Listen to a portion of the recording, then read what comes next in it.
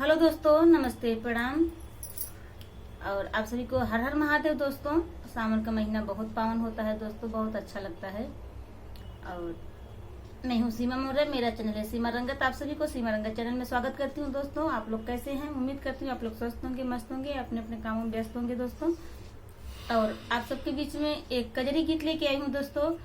एक पति परदेश रहते हैं तो पत्नी किस भाव में कैसे कह के बुलाती हैं, आप लोग हमारे गाना के माध्यम से सुनिएगा और कमेंट करके जरूर बताइएगा कैसा लगा आप सबको। धन्यवाद आप सभी को। हेलो दोस्तों, नमस्ते, प्रणाम।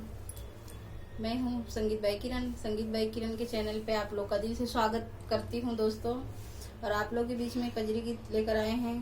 कैसा लगेगा कमेंट बॉक्स में जरूर बताइएगा और ज़्यादा से ज़्यादा सपोर्ट करिएगा दोस्तों। हम लोग का हाथ जोड़ के विनती है कि सपोर्ट करिएगा। तो चलिए सुनाते हैं हम।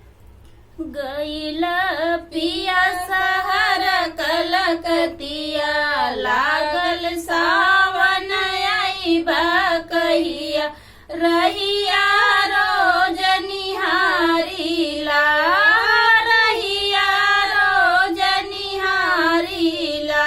गईला पिया सहर कलकतिया, लागल सावन आइबा कहिया, रहिया रोज निहारीला।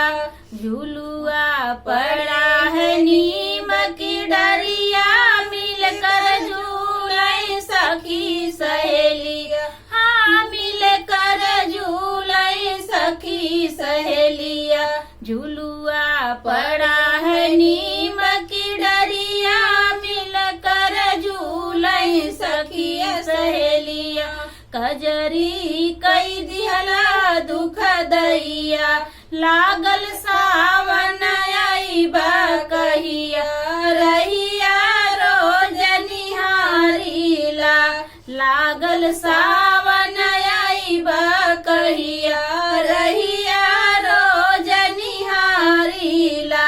गईला पिया सहर कलकतिया, लागल सावन आइबा कहिया, रहिया रोज निहारीला।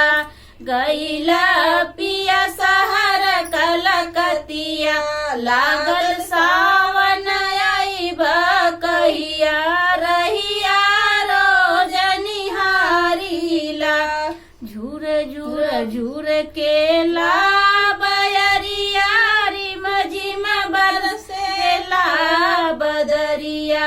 झूर झूर झूर के ला बयरिया, रिम झिम बरसेला बदरिया।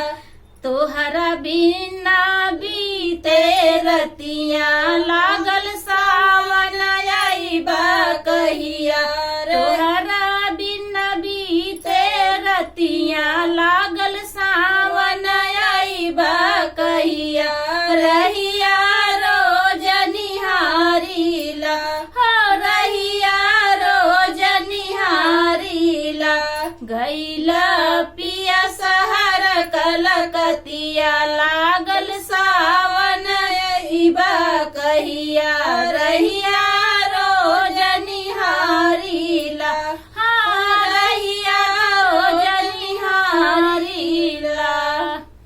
तो आप सभी को कैसा लगा कजरी गीत कमेंट करके जरूर बताइए। मिलते हैं अगले वीडियो में, तब तक आप सबसे जय श्री राम, हर हर महादेव हर दोस्तों। हर महादेव।